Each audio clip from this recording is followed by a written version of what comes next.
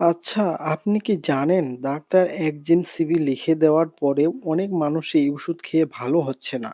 শুধু তাই না, অনেকের শরীরে উল্টো সমস্যা দেখা দিচ্ছে। কারণ একটাই ওষুধ খাওয়ার সময় কিছু মারাত্মক ভুল করছেন তারা। আজকের ভিডিওতে সেই ভুলগুলো একদম খুলে বলবো। আর ভিডিও শেষে এমন একটা তথ্য দেব যেটা আপনি আগে কোথাও শোনেননি। তাই শেষ পর্যন্ত দেখুন। আজকের এই ভিডিওতে জানতে পারবেন একজিম আসলে কি এবং এটা কোন কোন সমস্যায় দেওয়া হয়, এটি কোন কোম্পানির, কেন এই ওষুধ সাধারণত অ্যান্টিবায়োটিকের চেয়ে আলাদা, এই ওষুধ খাওয়ার সময় মানুষ সবচেয়ে বেশি যে ভুলগুলো করে এবং কিছু গুরুত্বপূর্ণ সতর্কতা যেগুলো না জানলে বিপদে পড়তে পারেন। চিন্তা করুন তো, আপনার গলা ব্যথা শুরু হলো, জ্বর আসলো, নাক বন্ধ, কাশি, ভাবলেন আরে এটা তো সাধারণ ঠান্ডা, কয়েকদিন ঠিক হয়ে যাবে। কিন্তু 7 দিন পরে ভালো হলেন না, বরং কফ আরো ঘন হলো, বুকে চাপ লাগছে, মাথা ভার, তখন ডাক্তারের কাছে গেলেন। আসলে এই ধরনের সমস্যা মানে গলায় ইনফেকশন, কানে ইনফেকশন, সাইনাসের সমস্যা, বুকে কফ জমা, প্রস্রাবের জ্বালা পোড়া, এগুলো সবই হয় ব্যাকটেরিয়ার কারণে। সাধারণত ঠান্ডা, ভাইরাস আর ব্যাকটেরিয়া ইনফেকশন এক জিনিস না।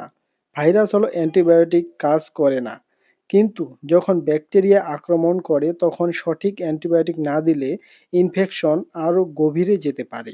আর সমস্যা হলো আজকাল অনেক ব্যাকটেরিয়া পুরনো অ্যান্টিবায়োটিক আর কাজ করে না। কারণ আমরা বছরের পর বছর যে কোনো কারণে অ্যান্টিবায়োটিক খেয়েছি, কোর্স শেষ করিনি এবং ব্যাকটেরিয়া শক্তিশালী হয়ে গেছে। এই সমস্যাটাকে ডাক্তাররা বলেন রেজিস্ট্যান্ট। আর এই রেজিস্ট্যান্ট ব্যাকটেরিয়াকে মারতেই মূলত একজিম এর মতো ওষুধ দরকার হয়।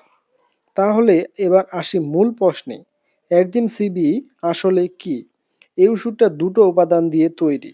প্রথমটা হলো সেফুরোক্সিম একজেটিল, এটা একটি অ্যান্টিবায়োটিক যেটা ব্যাকটেরিয়াকে সরাসরি মারে। দ্বিতীয় হলো ক্লাভোনিক অ্যাসিড, এটি নিজে ব্যাকটেরিয়ার মারে না, কিন্তু ব্যাকটেরিয়ার সেই বিশেষ ঢাল ভেঙে দেয় যেটা দিয়ে সে অ্যান্টিবায়োটিক থেকে বাঁচার চেষ্টা করে। সহজ ভাষায় বলতে গেলে সেফুরোক্সিম হলো তলোয়ার, আর ক্লাভোনিক অ্যাসিড হলো সেই ঢাল ভাঙার অস্ত্র। দুইটো একসাথে কাজ করে বলে এই ওষুধ অনেক বেশি কার্যকর। এখন কোন কোন সমস্যায় এই ওষুধ দেওয়া হয়?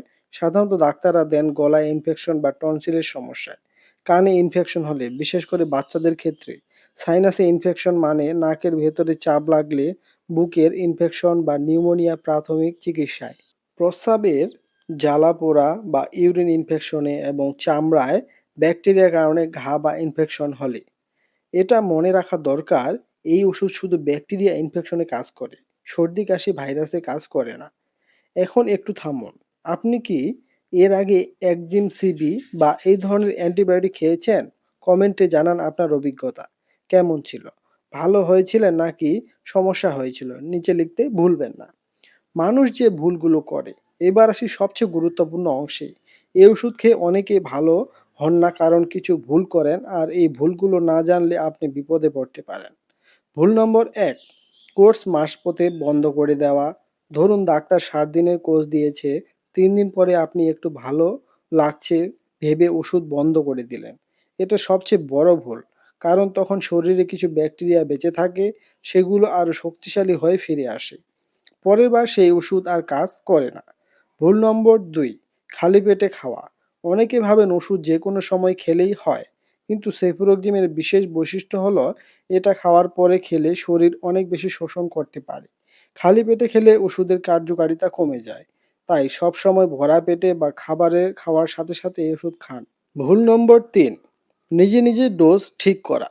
অনেকেই মনে করেন বড় ইনফেকশন হলে বেশি খেলে তাড়াতাড়ি ভালো হবে।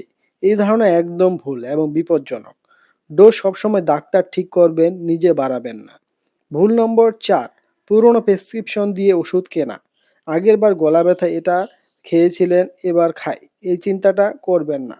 প্রতিটা ইনফেকশন আলাদা, ব্যাকটেরিয়া আলাদা। ডাক্তার না দেখে নিজে নিজে অ্যান্টিবায়োটিক খাবেন না। ভুল নম্বর ৫, পার্শ্ব প্রতিক্রিয়া দেখা দিলে চালিয়ে যাওয়া।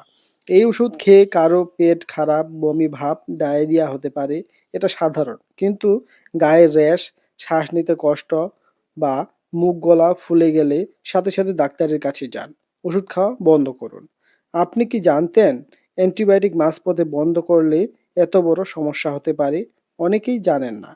আপনারা পরিচিত কেউ কি এই ভুলটা করছে? নিচে কমেন্টে জানান। অন্যদের সতর্ক করতে সাহায্য করুন। এখন জানুন এই ওষুধটি কোন কোম্পানির। এই ওষুধটি প্রস্তুত ও বাজারজাতকারক কোম্পানি হলো এরিস্টো ফার্মাসিউটিক্যালস লিমিটেড। এখন জানুন কেন এই ওষুধটি বেশি কার্যকর। একটু আগেই বলেছিলাম এই ওষুধে দুটো উপাদান আছে। এই দুটো মিলে কাজ করা। এটা অনেক সময় একা সেফুরোক্সিম বা একা অ্যামোক্সাসিলিনের চেয়ে বেশি শক্তিশালী। বিশেষ করে যখন ব্যাকটেরিয়া পুরনো ওষুধে সাড়া দেয় না, তখন কম্বিনেশন অনেক বেশি কাজে আসে। এই কারণে ডাক্তাররা কিছু কঠিন বা বারবার ফিরে আসা ইনফেকশনে এটা দেন। ভিডিও শুরুতে বলেছিলাম ওষুধ খেয়েও অনেকে ভালো হচ্ছে না কেন। এই নিশ্চয়ই বুঝতে পারছেন, কারণ হলো খালি পেটে খাওয়া, মাঝপথে বন্ধ করা এবং নিজে নিজে ডোজ ঠিক করা। এই তিনটা ভুলই সবচেয়ে বেশি দেখা যায়। আর এই ভুলগুলো করলে ওষুধ কাজ করে না, বরং শরীরে রেজিস্ট্যান্স তৈরি হয়, যেটা পরে আরো বড় সমস্যা ডেকে আনে। একটা কথা সবসময় মনে রাখবেন, এই ভিডিও শুধু তথ্যের জন্য। যে কোনো ওষুধ খাওয়ার আগে অবশ্যই ডাক্তারের পরামর্শ নিন, কারণ আপনার শরীরের অবস্থা বুঝে সঠিক ওষুধ এবং সঠিক ডোজ দেওয়া শুধু একজন ডাক্তারের কাজ। অতএব যদি আজকের ভিডিওটি আপনার কাজে লেগে থাকে তাহলে এখনই একটা লাইক দিন। এই তথ্যগুলো আপনার পরিবার বা বন্ধুদের কাছে আসতে পারে, তাই ভিডিওটা শেয়ার করতে ভুলবেন না।